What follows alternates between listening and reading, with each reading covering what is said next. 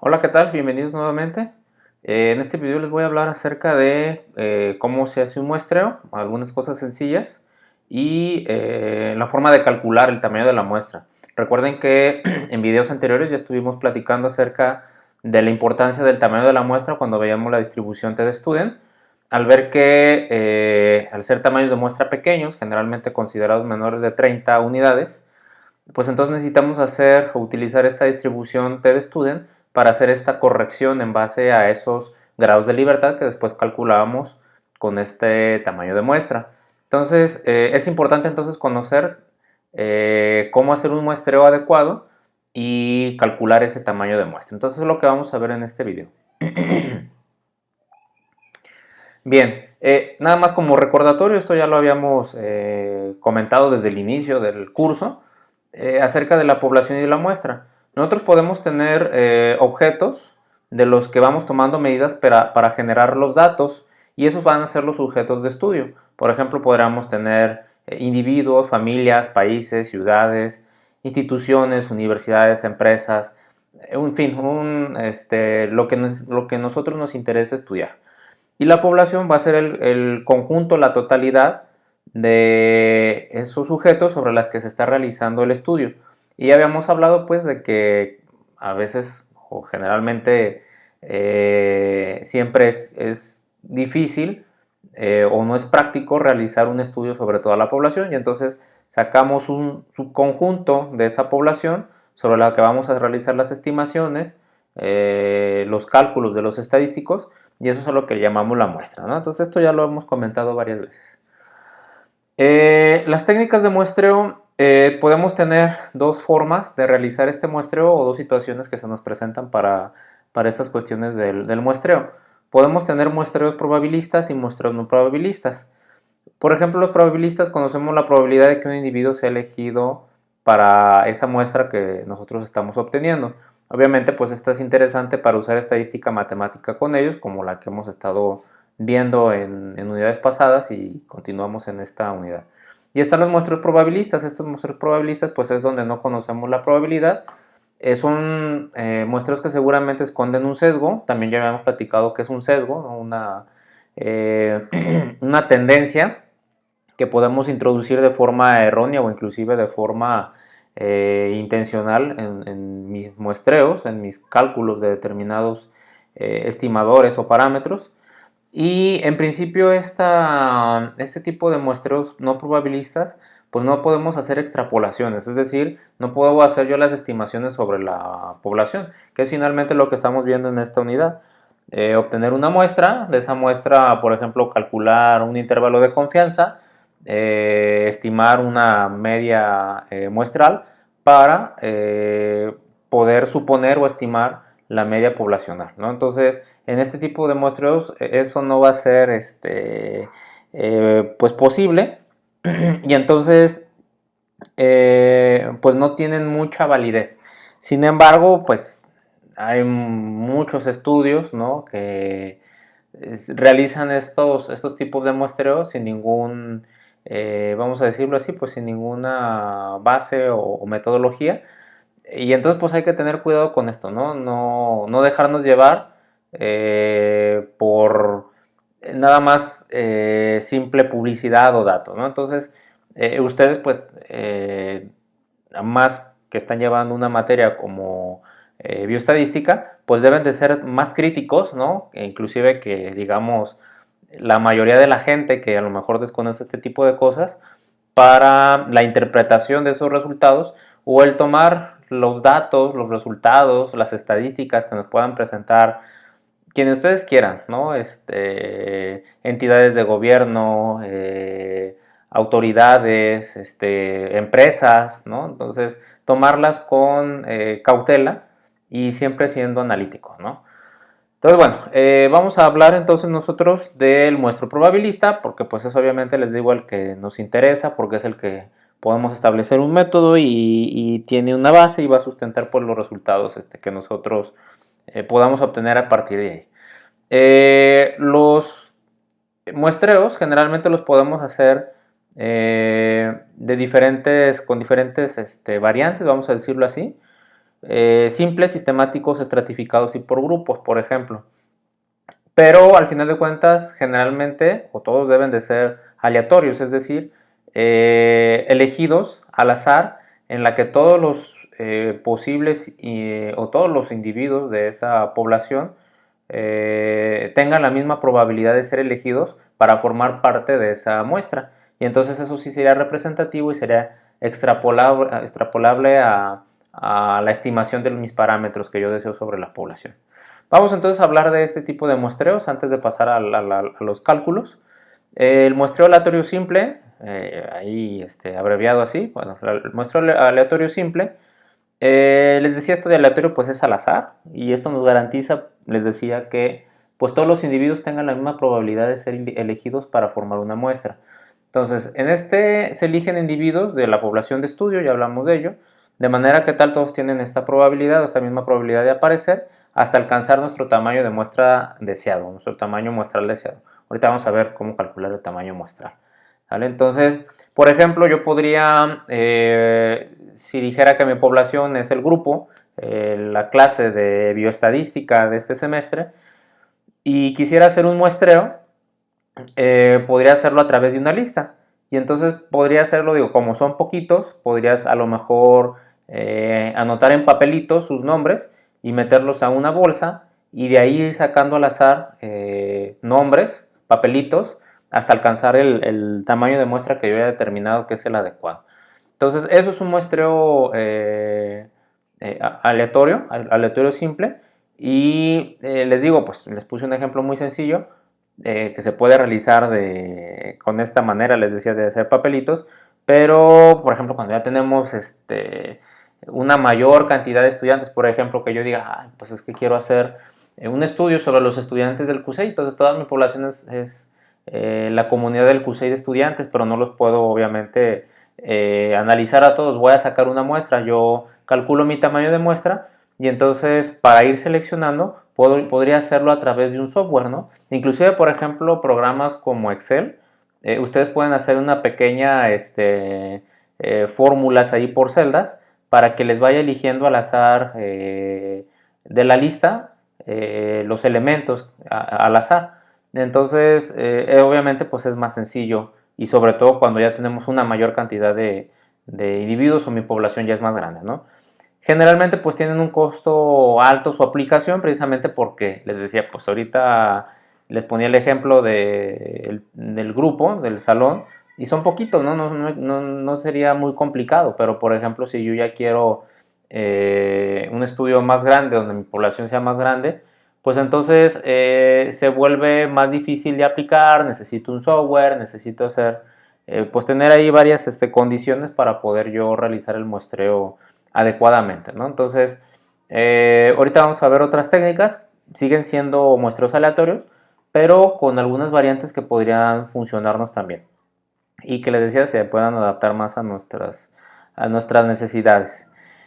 Y en general, todas las pruebas nosotros de estimaciones que estamos viendo y que podríamos ver, estamos haciendo la suposición que esas muestras se han elegido bajo este sistema de muestreo aleatorio. Sin embargo, les decía, al ser a lo mejor un poco complicado a veces por el tamaño de la población, podemos utilizar otras variantes que son las que vamos a ver, ahorita, ¿sale? Pero de entrada, pues todos los muestreos deberían de ser aleatorios para tener, digamos, esta validez. Y luego la otra condición pues es el tamaño, que ahorita hablamos de ella, del cálculo de ese tamaño. Tenemos lo que le llamamos el muestreo sistemático. Les digo, sigue siendo un muestreo aleatorizado. En este se tiene una lista, por ejemplo, de individuos de la población del estudio. Y entonces, obviamente necesitamos también un tamaño de muestra ya establecido. Y nosotros podemos irlos dentro de esa aleatorización que hacemos, podemos introducir una especie de patrón para ir seleccionando los individuos. Entonces, por ejemplo, aquí dice que podemos elegir individuos igualmente espaciados en una lista, donde el primero ha sido elegido al azar. ¿Cuál sería un ejemplo de esto? Y les decía, establecer un patrón. Yo, por ejemplo, nuevamente vamos a poner el caso del grupo, del salón, y yo elijo a una persona al azar, ¿no? Así de la lista, puedo sacar un papelito o le pido ahí al software que me seleccione una persona al azar y yo establezco un patrón. De la persona que yo selecciono al azar, a partir de ahí voy a sacar a una persona ordenados a lo mejor por el apellido, cada 5 individuos más. Entonces yo elijo, no sé, a alguien que se apellida Aceves. Y entonces, como los tengo ordenados por orden alfabético, yo cuento a partir de ahí 5 individuos y elijo a otra persona. Y luego ya elijo, vuelvo a contar otros 5 y elijo otra persona. Vuelvo a contar otros 5 y elijo otra persona, ¿no? O si lo quieren ver también así es como cuando hacen las rifas, ¿no? Pues de lo que quieran. Ya viene, por ejemplo, Navidad y luego se hacen las posadas y las rifas, que no sabemos si este año vayamos a tener posadas. Por ejemplo, en donde se saca un papelito al azar, ¿no? O donde hay un premio y dicen, no, no vamos a sacar no va a ser el ganador el que saca el primer papelito, ¿no? O si hay varios premios, no lo vamos a sacar al primer papelito, sino a los cada 3 papelitos, ¿no? Entonces sacan un papelito y dicen, fulanito, ¿no? Pues ya te quedaste sin premio. Sutanito, sacan el segundo papelito, ya también te quedaste sin premio. Y Perenganito es el tercer papelito, tú te llevas un premio, ¿no? Y entonces vuelven a sacar otros 2 y hasta el tercero reparten otro premio. Vuelven a sacar otros 2 y el tercero te sacan otro premio. ¿No? Algo así podría ser, ¿no? A lo mejor un muestreo aleatorizado sistemático en donde se establece un patrón, ¿no? Aunque aquí en este ejemplo, pues no solamente es el primero que se elige al azar, sino también los demás, pero con este patrón de a lo mejor de ir espaciando 2 o 3 lugares. Entonces, eso sería un muestreo sistemático aleatorizado también, ya que vemos que es aleatorizado. Nada más aquí pues hay que tener cuidado si por ejemplo en la lista existen periodicidad, porque obtendríamos una muestra sesgada. Aquí hay un ejemplo de qué es esto.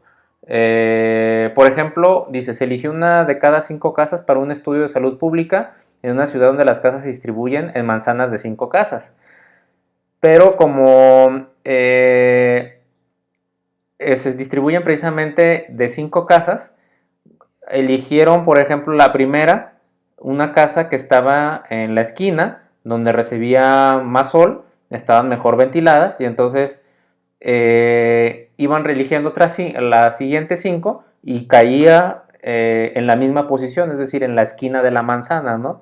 Y entonces esto era una periodicidad que entonces reunió una muestra con ciertas características de las casas, diferente a lo mejor a las demás, que era una casa en donde como no estaba en la esquina, no le daba tanto a luz del día o le daba tanto sol, o estaban también ventiladas, y entonces eso ya genera pues una muestra sesgada, es decir, una muestra con una tendencia, que no necesariamente refleja de forma precisa la población o el fenómeno que nosotros estamos observando. Entonces hay que tener cuidado si nuestra lista presenta esa periodicidad, pues para no estar repitiendo. Entonces tendríamos que hacer otra forma de muestreo. Está otro que es el muestreo estratificado. Aquí el muestreo estratificado se aplica, por ejemplo, cuando nosotros sabemos que hay ciertos factores que pueden influir en el estudio. Y entonces queremos asegurarnos de tener cierta cantidad mínima de estos estratos. Y yo estoy seguro que ahorita ya le están viniendo a la mente así como flashazos de guerra de Vietnam o Segunda Guerra Mundial, ¿no? En donde ahorita están imaginando el epitelio estratificado. Bueno, si ustedes recuerdan que es un epitelio estratificado por sus clases de morfología, que son capas, pues precisamente de eso viene la palabra, ¿no? Es estratificado porque lo hacemos por capas. ¿Cuáles son las capas? Aquí no son capas de células, son capas, por ejemplo, les decía, de variables, de subpoblaciones o de los estratos, como por ejemplo hombres, mujeres, jóvenes, adultos y ancianos. Entonces, yo tengo una población, una determinada población en donde quiero hacer un estudio, pero yo sé que esa población tiene individuos con diferentes características, como por ejemplo jóvenes, adultos y ancianos. Y entonces yo me quiero asegurar que obtenga una muestra con al menos una determinada cantidad de cada uno de estos grupos o de estos estratos. Por ejemplo, de jóvenes, de adultos y de ancianos, para que a la hora que yo haga mi muestreo no sean todos jóvenes, por ejemplo, no sean todos adultos o todos ancianos. Y también va a depender pues del tipo o de la cantidad más bien de cada grupo para que sea proporcional. Entonces, si yo por ejemplo tengo más adultos, pues entonces mi muestreo, lo que yo voy a hacer aquí son como especies de muestreos aleatorios simples, pero sobre cada estrato. Entonces yo haría un muestreo aleatorio simple sobre un subgrupo, o sobre una subpoblación, que son los jóvenes, sobre otra que son los adultos y con la otra que son los ancianos. Y les decía, manteniendo esa proporción, si mis adultos representan, por ejemplo, el 80% a lo mejor o el 60% de esa población, pues entonces mi tamaño de muestra en esa subpoblación o en ese estrato tendría que ser mayor que en los jóvenes o en los ancianos. Y entonces lo que hago aquí nada más es repartir, les decía, los muestreos para asegurarme de obtener yo por lo menos una cantidad mínima de individuos para que me representen pues a mi totalidad de la población.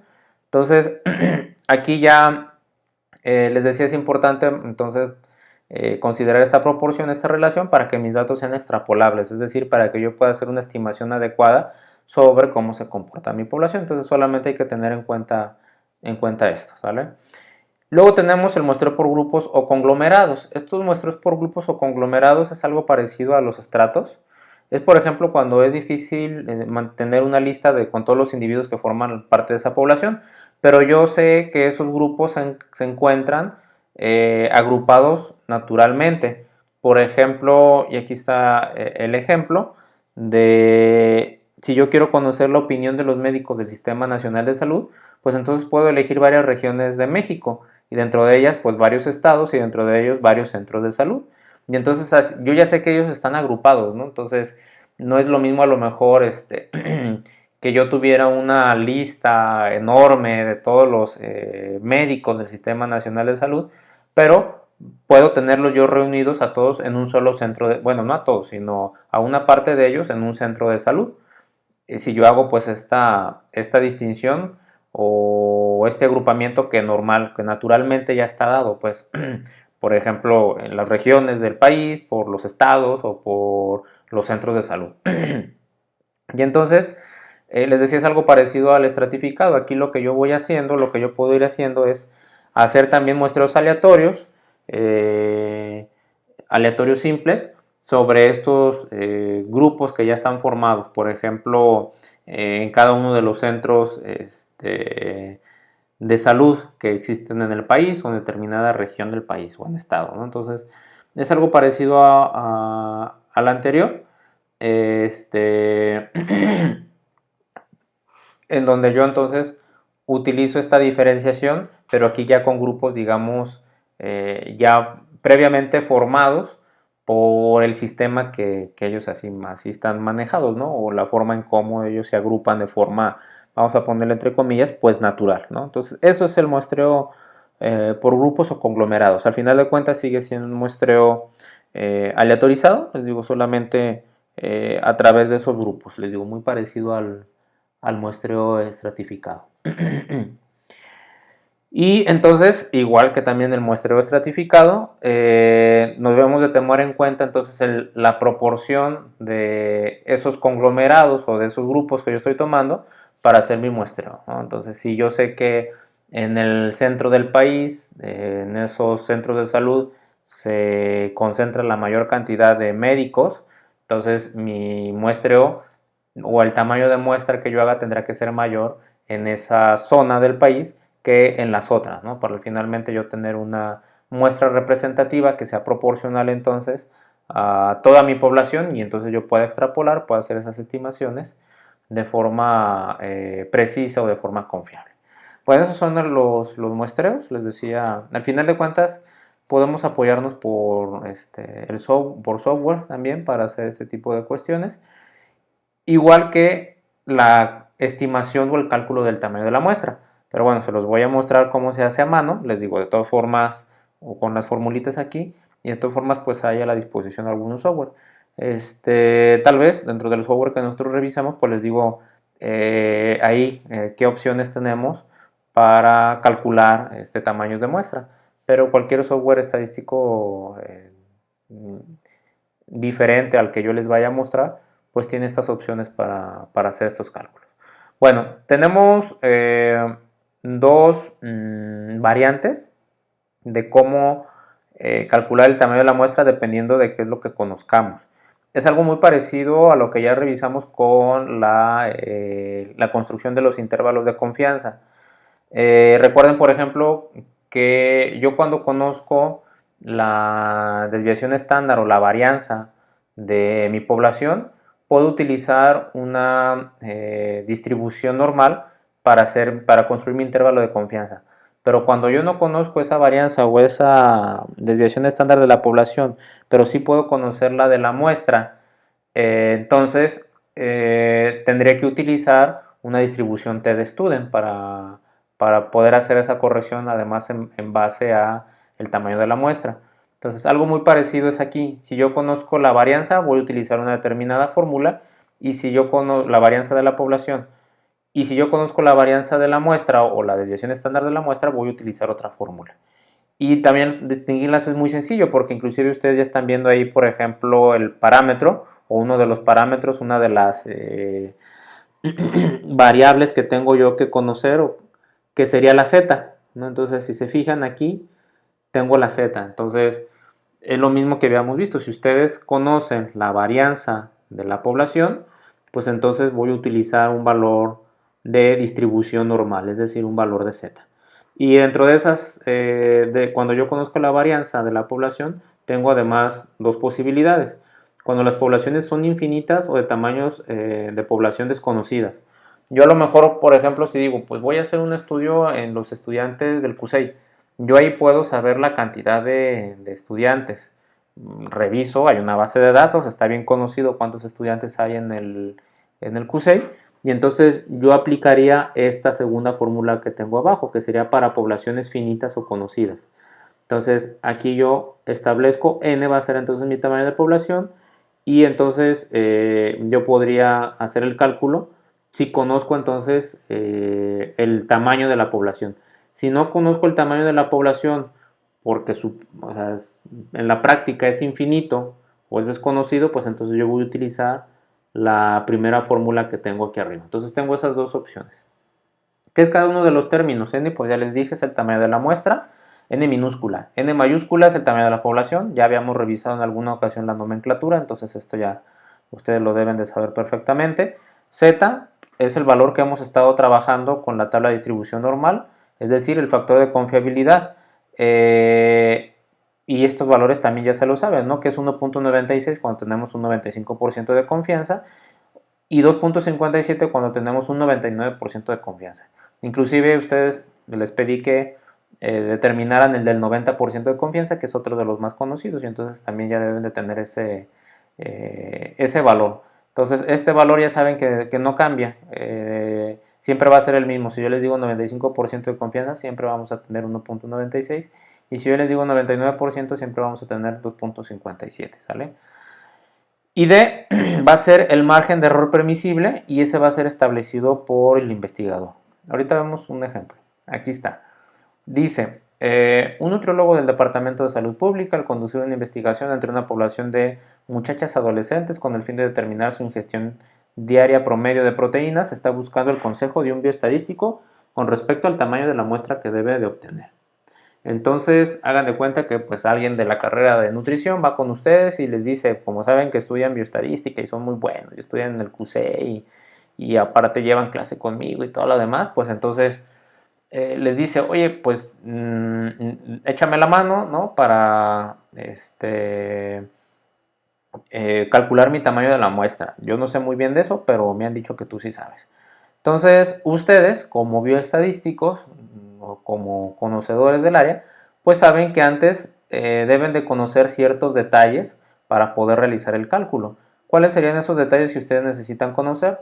La amplitud deseada del intervalo de confianza, es decir, la D, que la van a establecer ustedes con la ayuda a lo mejor del nutriólogo, el nivel de confianza deseado, 90, 95, 99% de confianza, que ya quedamos que son las más comunes, y la magnitud de la varianza de la población. Entonces son datos que ustedes deben de conocer para poder calcular entonces ese tamaño de muestra. Y entonces, supóngase que al nutriólogo le gustaría un intervalo de aproximadamente 10 unidades de amplitud, es decir, que su medición le gustaría, o su estimación, vamos a construir un intervalo de confianza, es como construir un intervalo de confianza, que le gustaría que su estimación estuviera aproximadamente 5 unidades hacia un lado y hacia el otro. Les decía, es como un intervalo de confianza. Nosotros construíamos intervalos de confianza con una determinada amplitud que tenía la misma distancia de la media que estaba al centro de esa intervalo de confianza hacia la derecha y hacia la izquierda. Entonces, pues a este nutriólogo le gustaría esa amplitud, es decir, 5 unidades en el límite inferior y 5 unidades en el límite y 5 unidades hacia el límite superior. También dice que, bueno, también se deciden por un coeficiente de confianza o un porcentaje de confianza del 95%. Si ustedes también lo establecen, ya quedamos que son los más comunes. Y con base a la experiencia del nutriólogo, él cree que la desviación estándar de la población es de aproximadamente 20 gramos. Entonces, bueno, el nutriólogo les dice, bueno, yo porque ya sé, ya he visto, yo tengo experiencia en eso, he visto estudios inclusive, yo sé que la varianza de la población va a estar en aproximadamente 20 gramos. Entonces ahora ustedes ya tienen toda esa información para poder realizar el cálculo. Simplemente es aplicar la fórmula entonces. Vamos a aplicar esta que veíamos en el inciso A porque ustedes no conocen el tamaño de la muestra, el tamaño de la población, o es infinito, ¿no? Pues cuántas son las muchachas que ingieren o las muchachas que hay en el estudio. Pues no sabemos cuántas sean esas muchachas, ¿no? Porque estábamos hablando de muchachas en el país. Híjole, pues para empezar, muchachas de cuántos a cuántos años. Entonces es una población en donde ustedes no conocen pues el tamaño. Y entonces vamos a utilizar esta primera formulita que veíamos, ¿no? Entonces Z, pues ya quedamos que va a ser 1.96 porque corresponde al 95% de confianza. Ustedes ya inclusive se lo deben de saber de memoria. El nutriólogo, la nutrióloga les dijo que su varianza, ella supone que está en aproximadamente 20 gramos y que le interesa que le interesaba una amplitud de 10 unidades, es decir, a partir del centro o a partir de la media, 5 unidades hacia el límite superior y 5 unidades hacia el límite inferior. Entonces ahí está su D, que sería esa la amplitud. Y pues simplemente resolver, ¿no? En la formulita de la ecuación, y ustedes obtienen aproximadamente 61, ¿no? Porque da seguramente decimales, es un número, no es un número cerrado, pero obviamente pues no podrían mostrar 61.2 muchachas, ¿no? Pues hay que mostrar 61 muchachas entonces. Entonces aproximadamente esa sería la cantidad o el número de individuos que ustedes necesitan hacer el muestreo. Entonces, como ven, no es complicado, pero sí hay que tener conocimiento de algunas cosas, sobre todo de la varianza, que es necesario establecerla antes del estudio. Entonces, esa varianza de la población para obtener este resultado. Si ustedes conocen el tamaño de la población, que les haya dicho el nutriólogo, mi población es de 2000 muchachas. Ok, entonces no utilizan esta fórmula, utilizan la anterior que les había presentado. Me voy a regresar para que la vean. Digo, no tengo un ejemplo resuelto con esto, pero simplemente tienen también todos los datos. La Z sería de 1.96, la desviación es la varianza, perdón, de 20, la amplitud de 5, y entonces la N, que recuerden que la N mayúscula es tamaño de la población, pues sería de 1000, o bueno, no me acuerdo cuánto, 2000, no me acuerdo cuánto les dije el ejemplo, ¿no? Pero aquí pueden utilizar esta, aquí sí tendrían el valor del tamaño de la población. Entonces también nada más es aplicar la fórmula. Bueno, vamos a ver el otro caso, que es cuando la varianza de la población es desconocida. ¿Vale? Este es el otro caso que les decía. Aquí no podemos utilizar la otra formulita. Si se fijan, aquí hay un cambio. En lugar de tener varianza, como no la conocemos, utilizamos probabilidades. P y Q, que también ya la hemos revisado cuando hablábamos de probabilidad, que era P y que era Q, ahorita lo vemos de todas formas. Sigo utilizando el parámetro de z, ese sí lo sigo utilizando, que es una distribución normal. Sin embargo, entonces lo que ya cambio aquí pues es mi valor que no conozco, que es la varianza, por P por Q, que son probabilidades. Y tenemos nuevamente los dos casos como en la estimación cuando conozco la varianza, que es en el caso donde no conozco el tamaño de la población, y abajo en el caso donde conozco el tamaño de la población. Entonces también son dos fórmulas, pero si se fijan, las dos también son muy sencillas de aplicar. Lo único que tiene lo de abajo pues es precisamente el valor o la variable del tamaño de la población para que ustedes lo sustituyan en la muestra.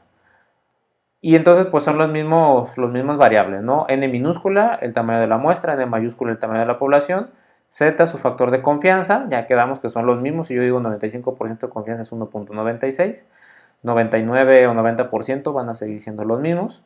P es la proporción de la población que posee las características de interés. Si es imposible que ustedes tengan una estimación, pues también lo que podemos hacer es suponer una P de 0.5. Y entonces, como habíamos visto en las unidades de probabilidad, Q es 1 menos P. Es decir, si yo supongo, o si no conozco la proporción de la población que tiene esas características de interés, pues yo la supongo como 0.5, entonces automáticamente mi Q también va a ser 0.5, ¿sale? Y D sigue siendo el margen de error permisible que es establecido por el investigador, es la amplitud que yo quiero. Es el margen de error permisible. Y entonces, por ejemplo, aquí dice, estimar el tamaño de la muestra de estudio para una población de 120 estudiantes de primer año de educación secundaria, con una amplitud igual a 0.1. Una amplitud o un error, ¿no? Aquí sería un error más bien de 0.1, es decir, aquí sí nada más hay que especificar, porque a lo mejor se me pueden confundir con el ejemplo anterior. Aquí tendrían que especificar que esta amplitud es el 0.1 de la media hacia el límite superior y 0.1 de la media o del centro hacia el límite inferior, ¿no? Entonces, mi amplitud total, digamos, sería de 0.2. Entonces, esta 0.1 lo vamos a tomar como mi error permisible, ¿vale? Entonces, nada más hay que tener cuidado ahí, porque les digo, así como está redactado, sí puede tener confusión, como el ejemplo que veíamos anteriormente. Aquí nada más habría que precisar si la amplitud se refiere al total del intervalo o solamente a la dirección hacia un lado, hacia el límite superior, y la dirección hacia el límite inferior. Entonces, bueno, aquí lo vamos a tomar así, como la dirección hacia arriba y la dirección hacia abajo, el límite inferior o superior. Y como aquí yo sí conozco, por ejemplo, la cantidad de estudiantes, pues voy a utilizar la fórmula de donde conozco el tamaño de la muestra. Entonces, tamaño de la muestra 120, la Z y 1.96. Aquí tampoco nos lo dice, si se fijan aquí el ejemplo no nos lo dice. Pero bueno, yo voy a suponer entonces un nivel de confianza del 95%. Eso es algo que tengo que establecer, 95%. Si, por ejemplo, en algún problema yo no les pongo, hay que preguntar, oiga profesor, ¿qué nivel de confianza vamos a utilizar? Igual que aquí, si ustedes tienen dudas de decir, bueno, a ver, ¿qué me estás diciendo? ¿La amplitud es el total del intervalo o la amplitud solamente es hacia un lado y hacia el otro? Para, les digo, que no haya confusión. Entonces, si presentan algún problema así, pues siempre hay que preguntar y que quede bien claro a qué nos estamos refiriendo. Como yo no conozco la probabilidad de la característica de este estudio, de la característica que busco en este estudio, pues yo supongo entonces una probabilidad de 0.5, una P de 0.5, y entonces una Q también va a quedar de 0.5. Y les decía D, pues aquí la voy a establecer como 0.1, ya con la aclaración que les hice. Y simplemente, pues es sustituir. Sustituyen en la fórmula y resuelven, y entonces N les va a dar 53.59. Y entonces ustedes podrían redondear a 53 o 54 la cantidad de unidades que tienen que muestrear para obtener una muestra de tamaño adecuado. Entonces, así es como se calculan los tamaños de muestra. Es importante también que les comente algo, porque seguramente ustedes en diseño de experimentos el siguiente semestre les van a pedir que hagan un cálculo del tamaño de la muestra. A mí en diseño de experimentos no me gusta decirle tamaño de la muestra porque se pueden confundir con esto que estamos haciendo aquí ahorita. A mí en diseño de experimentos me gusta más referirme a eso como el número de réplicas del experimento. Pero bueno, si a ustedes se los piden en diseño de experimentos, no es con estas fórmulas que nosotros estamos viendo. Existen otras fórmulas para determinar entonces, les decía, ahí sería no cuántas, por ejemplo, en estos casos que nosotros estamos viendo, por ejemplo, cuántas personas sacar al azar para hacer el estudio. Ahí lo que están determinando sería cuántos experimentitos van a hacer para completar su tamaño de muestra que también sea adecuado, pero ahí son los experimentos que ustedes hacen. Entonces es diferente porque hay que tomar en cuenta otras cosas como el número de variables, el número de factores, la potencia que ustedes quieren de ese análisis estadístico, entre algunas otras cosas. Entonces, no quiero que, digo, porque me ha pasado que vienen otros semestres a preguntarme y de repente yo también me saco de onda y les digo tamaño de la muestra, pero bueno, les digo, de hecho en los libros así está también, como tamaño de la muestra, pero yo para no hacerme muchas pelotas, eso que les piden en diseño de experimentos yo le llamo número de réplicas y es diferente el procedimiento, les decía. Si quieren, pues, o si tienen duda, luego les puedo explicar. De hecho, ya tengo un video hecho eso porque les digo, de manera recurrente vienen mis ex estudiantes cuando ya llevan diseño de experimentos y me dicen, oiga, profe, ¿cómo calculo el tamaño de la muestra? Porque me dice mi profesora que no es así como usted nos explicó. Efectivamente, no es así como yo les expliqué porque esto es para otro tipo de estudios, no para diseños de experimentos. Entonces, igual, pues a lo mejor les puedo publicar por ahí un video en una sección aparte también aquí en el canal de cómo hacer un cálculo, pero de tamaño de muestra cuando lo ven en diseño de experimentos o como a mí me gusta llamarle más para no crear confusión, el número de réplicas del experimento. ¿Sale? Entonces nada más quería aclarar eso porque luego me lo preguntan mucho. Y bueno, entonces hasta aquí le voy a dejar con el video. Luego les puedo dejar algunos ejercicios para que ustedes resuelvan. Como ven, realmente no está complicado, sí, pero nada más hay que tomar esas consideraciones, ¿no? Cómo realizar adecuadamente los muestreos. Ya vimos los métodos de hacer los muestreos, que sean aleatorizados, eso es lo importante, y ya podemos hacerlos estratificados por conglomerados simples y calcular el tamaño de la muestra con alguna de estas fórmulas dependiendo de los datos que nosotros tengamos a la mano, ¿sale? Entonces,